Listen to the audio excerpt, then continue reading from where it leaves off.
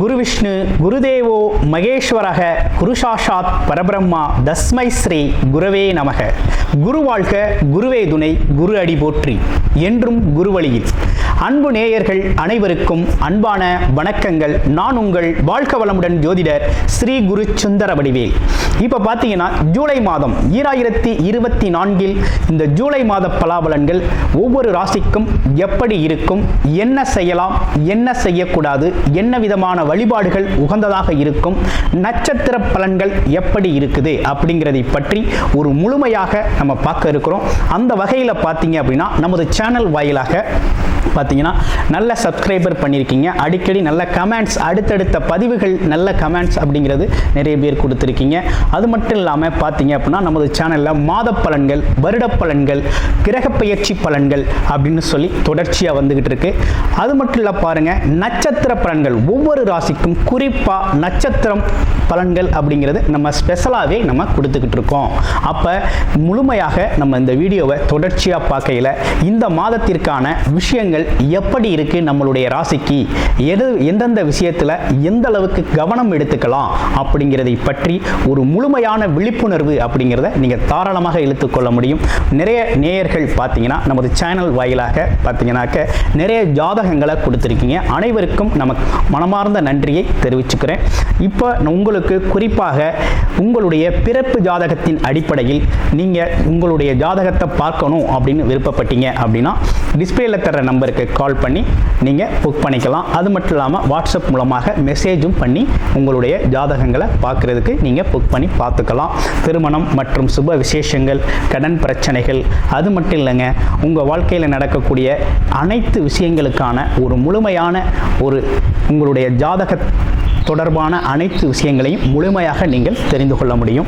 இப்போ நமது முழுமையாக உங்களுடைய ஒவ்வொரு ராசிக்கும் எப்படி இருக்கு இந்த ஜூலை மாதம் அப்படிங்கிறத விரிவாக தெளிவாக நம்ம நட்சத்திர பலன்களோட பார்க்கலாம். இப்போ உங்கள் ராசிக்கு எப்படி இருக்கு அப்படிங்கிறத பார்ப்போம். சுக்கிர பெயர்ச்சியுடன் ஆரம்பிக்கும் ஜூலை மாத பலாபலன் கன்னி ராசிக்கு எப்படி இருக்கு அப்படிங்கிறத பார்க்கையில், கன்னி ராசி அப்படின்னு எடுத்துக்கிட்டோம் அப்படின்னா இந்த ஜூலை மாதத்தில் பார்த்தீங்கன்னா மிகப்பெரிய நல்ல விஷயங்களும் நிறைய இருக்குது. அதே போல் கவனமாக சில விஷயங்களில் கையாள வேண்டிய விஷயமும் நிறைய இருக்குது.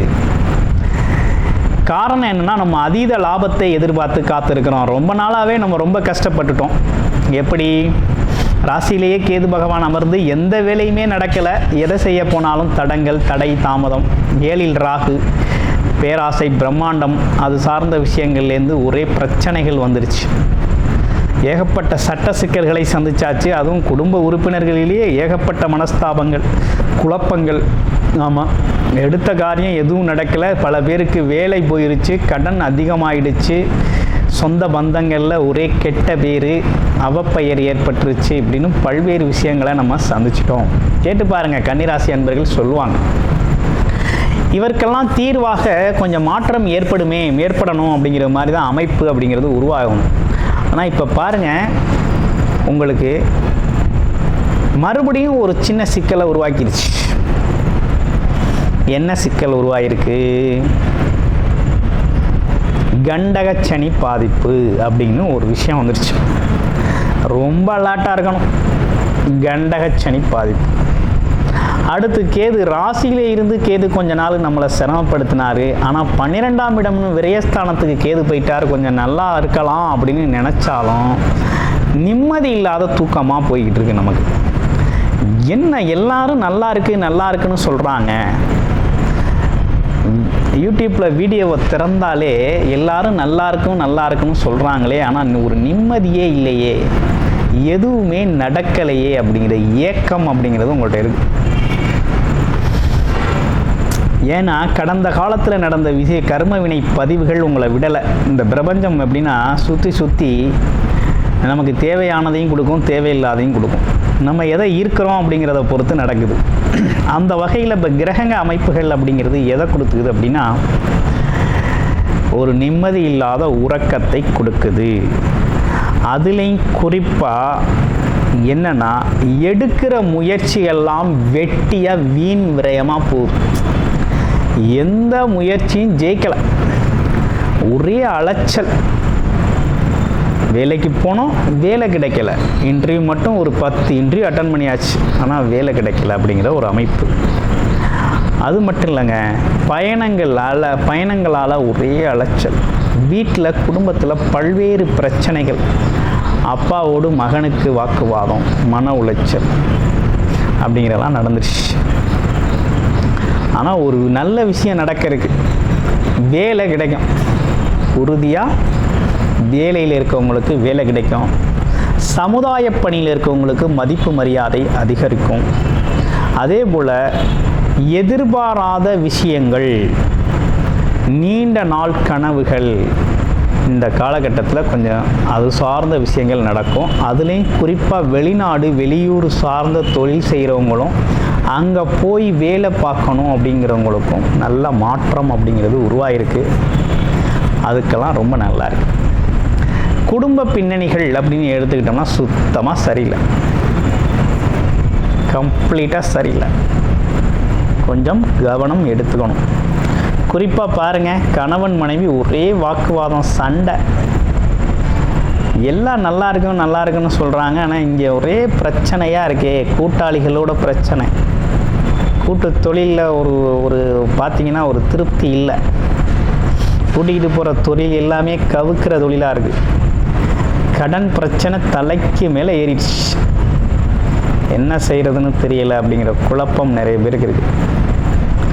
அதற்கெல்லாம் பார்த்தீங்கன்னா அவங்களுடைய பிறப்பு ஜாதகம் தான் முடிவு சொல்லும். அதுலேயும் குறிப்பாக அந்த காலகட்டத்தில் ரொம்ப கவனமாக இருக்க வேண்டிய கன்னிராசி அன்பர்கள் என்னென்னா, ஆசையை காமிச்சு இந்த காலகட்டத்தில் உங்களுடைய நண்பர்களோ அல்லது மகன் அதாவது பிறப்பு மகன், அண்ணன் தம்பி உறவுகள் இதெல்லாம் பார்த்தீங்கன்னு வச்சுக்கோங்களேன், ஒரு கடனுக்கு உங்களை ஜாமீன்தாராக கூட கூப்பிடுவாங்க. ஏன், உங்களுடைய கடன் அட்டையை கூட, கிரெடிட் கார்டை கூட வாங்கி அவங்க யூஸ் பண்ணுவாங்க, ஆனால் ப்ராப்பராக கட்ட மாட்டாங்க. இந்த சிக்கலெல்லாம் போகக்கூடிய ஒரு அமைப்பெல்லாம் உருவாகுது. அதே போல் கடனுக்கு ஜாமீன் போடுறது, கையெழுத்து போடுறது, இப்படிப்பட்ட யாருக்கும் உறுதி கொடுக்கறது, இப்படிப்பட்ட விஷயங்களில் எதுலேயுமே நீங்கள் ஈடுபடக்கூடாது. ஈடுபட்டிங்கன்னா பெரிய வாக்குவாதம், பெரிய பிரச்சனைகள், இன்னல்களை சந்திக்கக்கூடிய சூழ்நிலை உருவாகும். அப்போ இது மட்டும்தானா அப்படின்னா, வண்டி வாகன பயணங்களில் கவனம் வேணுங்க. நீண்ட தூர பயணத்தில் கவனம் வேணும். இப்போ ஒரு நல்ல விஷயம் என்ன நடந்துக்குன்னா, குடும்பத்திற்கான வருமானம் சார்ந்த அமைப்புக்கு எடுக்கிற முயற்சிகள்லாம் வெற்றி பெறும். வருமானத்திற்காக எடுக்கிற முயற்சி, வேலை எடுக்கணுமா வேலை கிடைக்கும், தொழில் செய்யணுமா தொழில் வருமானம் கிடைக்கும். சரி, புதுசாக தொழில் செய்யலாமா, ஸ்டார்ட் பண்ணலாமா அப்படின்னா கண்டிப்பாக உறுதியாக தொழில் செய்யலாம். ஆமாம், 10ஆம் இடத்துல குரு இருக்கார், பதவி பறிபோகும், புதுசாக தான் செய்யணும். ஆமாம், பதவி பறிபோகும்னா என்ன, இருக்கிறத விட்டுட்டு இன்னொன்று செய்யணும், அப்போ செய்யலாம். அடுத்து விரையாதிபதியும் சேர்ந்து நிற்கிறாரே அப்படின்னா புது முதலீடு செய்யலாம். அது உங்களோட நாலேஜுக்கு உட்பட்டு இருக்கக்கூடிய தொழிலாக இருந்தால் ரொம்ப நல்லாயிருக்கும், சிறப்பாக வரும். அடுத்து உங்களுடைய ராசியில் இருக்கக்கூடிய நட்சத்திரங்களுக்கு என்ன பலன் அப்படின்னு பார்க்க போகிறோம். கன்னி ராசியில் இருக்கக்கூடிய முதல் நட்சத்திரம் உத்திரம் நட்சத்திரம். உத்திரம் அப்படின்னாலே பார்த்தீங்கன்னா தைரியம், துணிச்சல், தன்னம்பிக்கை, சாஸ்திர ஞானங்கள், பல்வேறு விதமான படிப்பு விஷயங்கள் சம்பந்தப்பட்ட விஷயத்தெல்லாம் தெரிஞ்சு வச்சுருக்கக்கூடிய ஒரு அமைப்பு இருக்குது. எந்த இடத்தையும் நிர்வாகம் செய்யக்கூடிய திறன் அப்படிங்கிறது இவங்களுக்கு இயல்பாகவே உண்டு. ஆமாம், இவங்களை பொறுத்த வகையில் இந்த காலகட்டத்தில் தொழில் சார்ந்த அமைப்புகளுக்காக முயற்சி எடுக்கலாம். கவர்மெண்ட் வேலையில் இருக்கிறவங்களுக்கெல்லாம் பதவி உயர்வு கண்டிப்பாக உறுதியாக கிடைக்கும். இடமாற்றம் கிடைக்கும். அப்பாவோட சொத்துக்கள் வரவங்களுக்கு கிடைக்கும். ஆமாம், குருமார்களோட ஆசீர்வாதம் கிடைக்கும். இப்படிப்பட்ட விஷயங்கள்லாம் ரொம்ப நல்லா இருக்குது. பெருமை, புகழ் பெருமை இந்த காலகட்டத்தில் உங்களுக்கு ஏற்படும். அடுத்து அஸ்தம் நட்சத்திரம், சமாதான தூதுவர்னு சொல்லலாம். அஸ்தம் நட்சத்திரத்தை தனக்குனே உரித்தான இயல்பான குணம், அன்பு, அமைதி, இரக்கம், பிறருக்காக எந்த விஷயத்தில் வேணாலும் இறங்கி எந்த எல்லைக்கு வேணாலும் போகக்கூடிய ஒரு தன்மை உடையவர்கள். உலகம் நல்லா இருக்குது அப்படின்னா இவங்களும் ஒரு காரணமாக இருக்கிறாங்க. ஸோ இவங்களுக்கு இப்போ எப்படி இருக்குது அப்படின்னா, இவங்களை பொறுத்த வகையில் இந்த காலகட்டத்தில் டாக்குமெண்டேஷன் பேப்பர் சார்ந்த விஷயங்கள், இடம் சார்ந்த விஷயங்கள், சொத்துக்கள் சம்பந்தப்பட்ட விஷயங்களில் வாங்கல் கொடுக்கல் கவனம் தேவைப்படுகிறது. கவனமாக இருங்க. இளைய சகோதர சகோதரி உறவுகளோட கொஞ்சம் விரிசல் ஏற்பட வாய்ப்பு இருக்குது. கவனமாக இருங்க. அடுத்து பார்த்தோம்னா சித்திரை நட்சத்திரம். சித்திரை நட்சத்திரத்தை பொறுத்த வகையில் கொஞ்சம் வெறுப்பு கோபம் இருந்தாலும் நம்பி வந்தவரை காப்பாற்றக்கூடியவர், தன் கொடுத்த வாக்குக்கும் சொல்லுக்கும் செயல்படக்கூடியவராக இருக்கிறார். நேர்மையானவர், உண்மையானவர், நிறைய விஷயங்களை கேட்டு தெரிஞ்சு சரியான சொல்யூஷன் கொடுக்கக்கூடியவர். இவருக்கு என்ன மாதிரி பலன் இப்போ இருக்குது அப்படின்னு பார்த்தோம்னா, சகோதர உறவுகளில் கொஞ்சம் கவனமாக இருக்கணும். சண்டை சச்சரவு வீண் வாக்குவாதங்களை தவிர்த்துக்கணும். அதே போல் வெளிநாடு வெளியூர் யோகம் ரொம்ப நாளாக தடைபட்டு போச்சு அப்படின்னா இந்த காலகட்டத்தில் நீங்கள் முயற்சி எடுங்க, போகலாம். வெளிநாடு வெளியூர் பயணம் போகலாம். வருமானத்திற்காக தொழிலுக்காக போகலாம். உடல் ஆரோக்கியத்தில் கொஞ்சம் கூடுதல் கவனம் எடுத்துக்கங்க.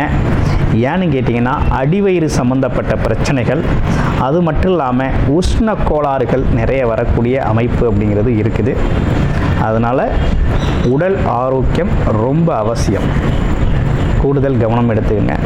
உங்களுடைய ஜாதகத்தில் தொழில் வளர்ச்சி, வேலை தொழில் வருமானம் பற்றி, வெளிநாடு வெளியூர் யோகம், அது மட்டும் இல்லைங்க, கடன் பிரச்சனைகள், குடும்ப பிரச்சனைகள், அதே போல் திருமண பாக்கியங்கள், குழந்தை பாக்கியங்கள், இதெல்லாம் எப்போ எப்படி என்ன மாதிரி நடக்கும், அதற்கான காலகட்டங்கள் எப்போ இருக்குது அப்படின்னு உங்களோட பிறப்பு ஜாதக அடிப்படையில் பார்த்து நீங்கள் தெரிஞ்சுக்கணும் அப்படின்னு முயற்சி பண்ணீங்க அப்படின்னா டிஸ்பிளேயில் தர்ற நம்பருக்கு வாட்ஸ்அப் பண்ணி புக் பண்ணிக்கிட்டு உங்களுடைய பிறப்பு ஜாதகத்தை முழுமையாக பார்த்து அதன் அடிப்படையில் ஒரு நல் வாழ்க்கைக்கு நீங்கள் உங்களை தயார்படுத்திக்கலாம். நன்றி, வணக்கம், வாழ்த்துக்கள்.